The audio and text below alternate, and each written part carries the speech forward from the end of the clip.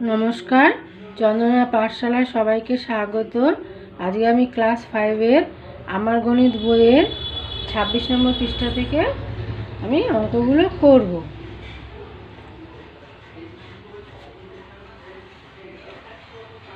দেখো, সহজে গ্রামের জনসংখ্যা গুণি। আমাদের গ্রামের নাম মধুপুর। আমরা 10 জন বন্ধু মিলে আমাদের গ্রাম ও পাশের গোবিন্দপুর গ্রামের জনসংখ্যার তালিকা তৈরি করব। 1 মাস পরে আমি ও 4 বন্ধু আমাদের গ্রামের জনসংখ্যার তালিকা তৈরি করলাম। বাকি 5 জন বন্ধু গোবিন্দপুর গ্রামের জনসংখ্যার তালিকা তৈরি করলো। আমরা দেখলাম মধুপুরের জনসংখ্যা 6876 জন। আমার বন্ধুরা দেখলো গোবিন্দপুরের জনসংখ্যা 3123 জন। এবার দেখো এখানে একক, দশক, শতক, হাজার। এবার হাজারের ঘরে দেখো কি আছে, 1 2 3 4 5 6, 6টা নীল রঙের বল। শতকের ঘরে কত আছে, 8টা সবুজ রঙের বল। দশকের ঘরে 7টা হলুদ রঙের বল। আর এককের ঘরে 6টা লাল রঙের বল। হ্যাঁ, এই যে এইটা 6 8 7 6, এই হলো 6876 জন। হ্যাঁ, মধুপুরের জনসংখ্যা। তারপর দেখো গোবিন্দপুরের জনসংখ্যাটা দেখো কত আছে, 3123। এই যে হাজারের ঘরে 3টে নীল বল, শতকের ঘরে 1টা সবুজ বল, দশকের ঘরে 2টো হলুদ বল, আর এককের ঘরে 3টে লাল বল। এই হলো 3123। এবার দেখো বলেছে 2টি গ্রামের মোট জনসংখ্যা। মোট জনসংখ্যা বার করতে হলে কী করতে হবে, যোগ করতে হবে। 6876 জন আর 3123 জন যোগ করলে হবে 9999 জন। এইটাকে আবার বলের আকারে একক, দশক, শতক, হাজার বলের আকারে দেখাতে হবে। হ্যাঁ, হাজারের ঘরে কত আছে, 9, তাহলে 9টা নীল রঙের বল। শতকের ঘরেও 9, 9টা সবুজ রঙের বল। আর দশকের ঘরে 9টা হলুদ রঙের বল। আর এককের ঘরেও 9টা লাল রঙের বল। কিন্তু আমার জনগণনায় কিছু ভুল ছিল। যে আমরা আগে গুনেছি না গ্রামের জনসংখ্যা, তখন হয়তো কিছু ভুল হয়েছে। গোনার সময় একজন বেশি হবে, তাই 2টি গ্রামের মোট জনসংখ্যা 9999 যোগ 1। হ্যাঁ, এবার দেখো পরের পৃষ্ঠায় কি আছে, 27 নম্বর পৃষ্ঠায়।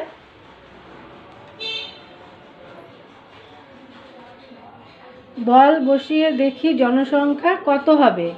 4টি কাঠি বা ঘরের একক, দশক, শতক ও হাজার প্রত্যেকটিতে এক এক করে একটি বল বসিয়ে দেখি।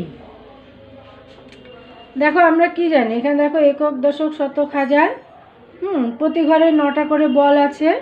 এবার এই একটা করে বল আমি এই বসিয়ে, একটা করে এককের ঘরে একটা বল বসিয়ে দেখছি। হ্যাঁ, যে বসানো যায় কিনা, কিন্তু বসানো যাবে না কোনোভাবেই। একটা কাঠিতে 9টার বেশি বল বসানো যাবে না। সেরকম দেখো পরেরটা তো দশকের ঘরেও একটা হলুদ বল বেশি বসানোর চেষ্টা হয়েছে, কিন্তু হয়নি।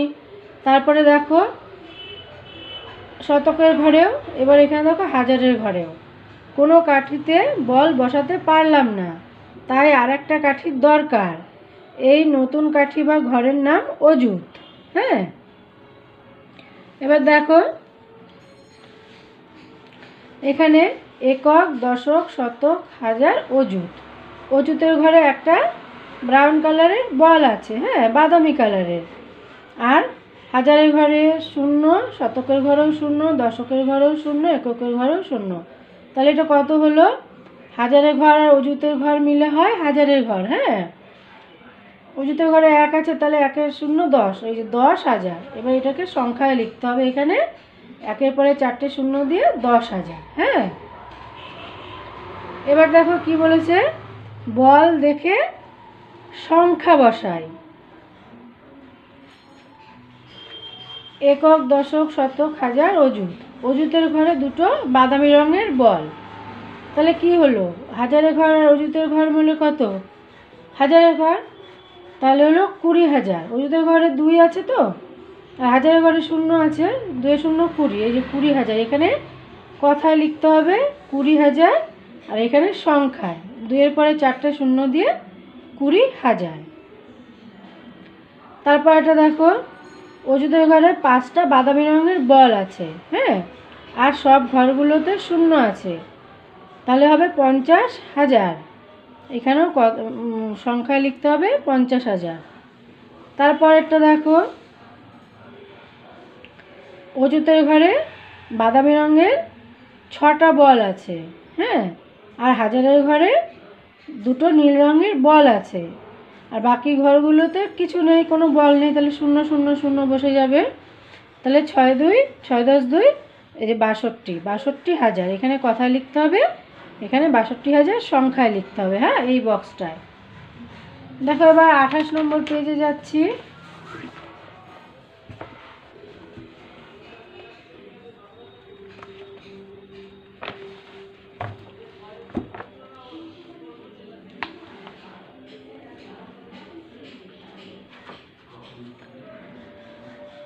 একই ধরনের সব একক, দশক, শতক, হাজার, অযুত।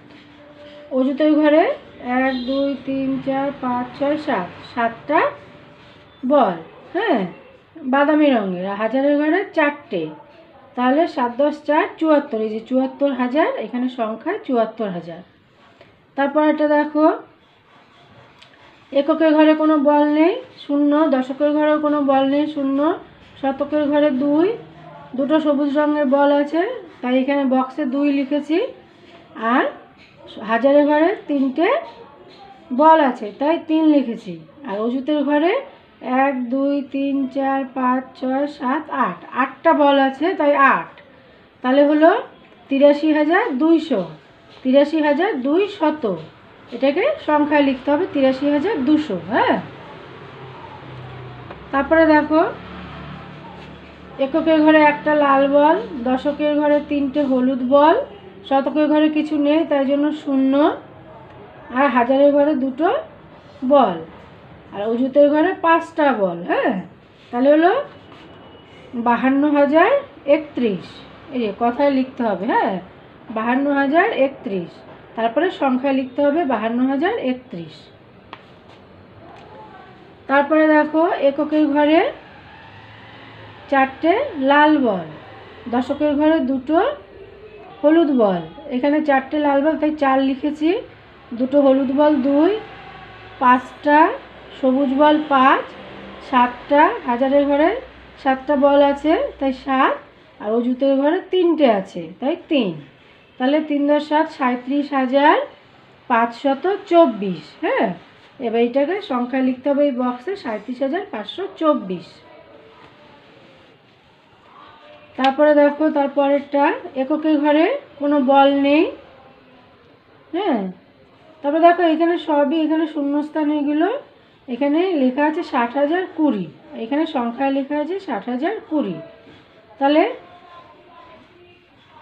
60,000, প্রথমে 6, অযুতের ঘরে 6 বসিয়ে নিলাম, তারপরে 0 আছে 0 আছে, তারপরে দশকের ঘরে 2 আছে, আর এককের ঘরে কিছু নেই, মানে 0, হ্যাঁ।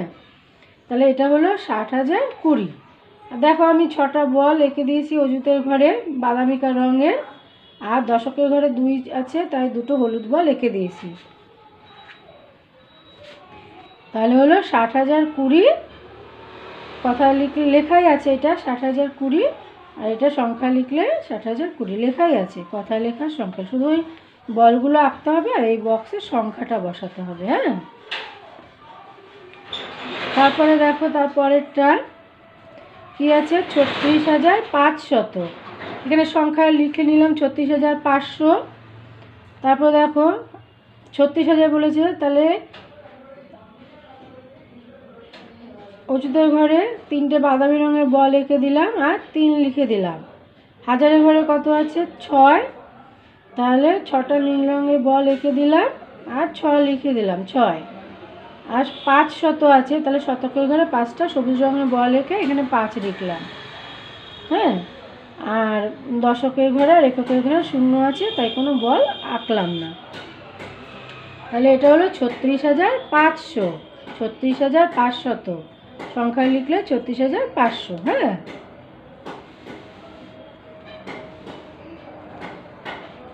তারপরে দেখো কি আছে, 5 অঙ্কের বৃহত্তম সংখ্যা। 5 অঙ্কের বৃহত্তম সংখ্যা মানে কি?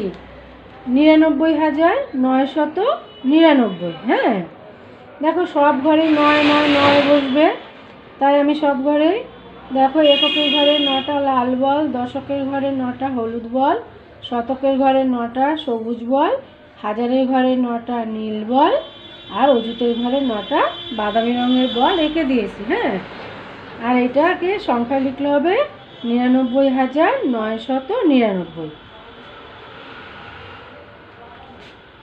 তারপর একটা দেখো, যেটা মানে 5 অঙ্কের বৃহত্তম সংখ্যা এটা। হ্যাঁ, 99,999 আর 5 অঙ্কের বৃহত্তম সংখ্যা তাই। তারপর দেখো লেখা আছে 5 অঙ্কের ক্ষুদ্রতম সংখ্যা। 5 অঙ্কের ক্ষুদ্রতম সংখ্যা মানে কত? 10,000। দেখো এখানে বক্সে 10,000 লিখে দিয়েছি। তারপরে দেখো 10,000 এখানে লিখে দিয়েছি, শুধু কি অযুতের ঘরে 1 আছে, তাই একটা বাদামি রঙের বল এঁকে দিয়েছি। হ্যাঁ, এই হলো 10,000, যেটা 5 অঙ্কের ক্ষুদ্রতম সংখ্যা। আর এখানে বক্সের সংখ্যায় 10,000 লিখে দিয়েছি। আজকে আমি এই 26, 27, 28 এই 3টে পেজের অঙ্কগুলো সমাধান করলাম। এর পরের দিন আমি 29 নম্বর পৃষ্ঠা থেকে করব। তোমরা সবাই ভালো থেকো, সুস্থ থেকো, টাটা।